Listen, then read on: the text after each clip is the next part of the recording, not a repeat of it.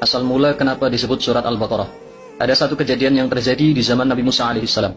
Seorang anak yang punya orang tua kaya raya, sakit-sakitan, tapi tak kunjung wafat.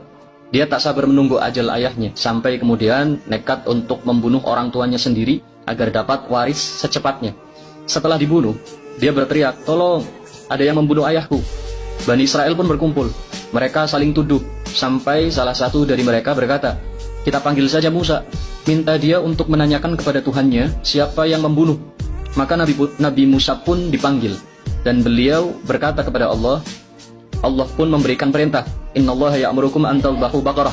Allah memerintahkan kalian untuk menyembelih sapi betina. Bani Israel menjawab, "Atattakhiduna huzwa, Musa, kau bercanda sama kami?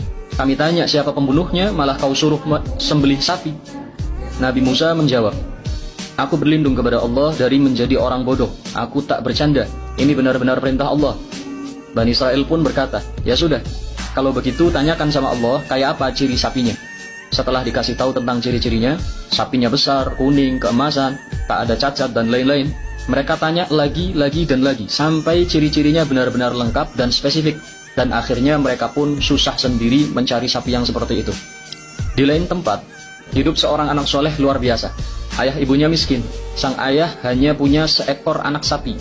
Sebelum meninggal, dia melepas liarkan anak sapi itu ke hutan sambil berkata, "Ya Rabba Ismail wa Ibrahim, wahai Tuhannya Ismail dan Ibrahim, aku titipkan anak sapi ini kepadamu."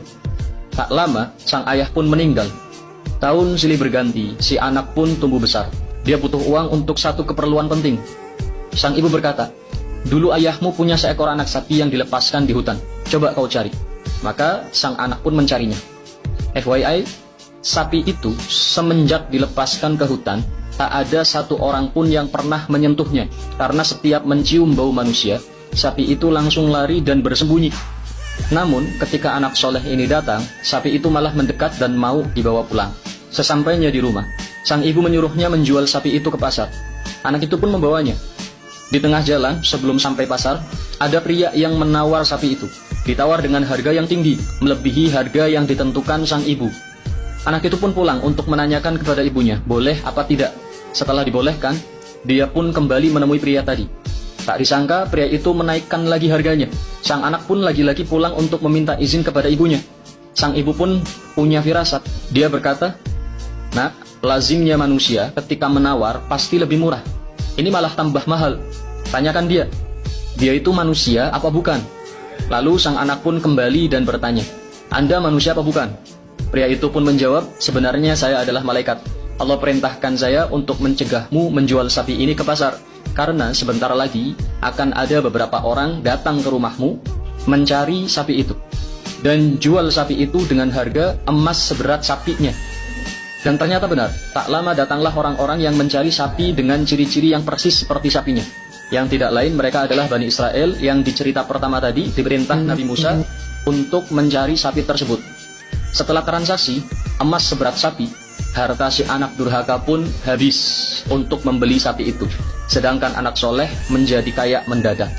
Sapi itu dibawa pulang, dibawa ke hadapan Nabi Musa.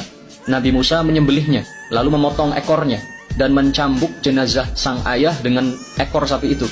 "Qum bi'iznillah, bangun dengan izin Allah." Maka jenazah itu pun hidup kembali, dan memberitahu bahwa si pembunuh adalah anaknya sendiri. Si anak durhaka pun dikisos akibat perbuatannya. Kesimpulannya adalah, anak berbakti pasti untung, dan anak durhaka pasti buntung.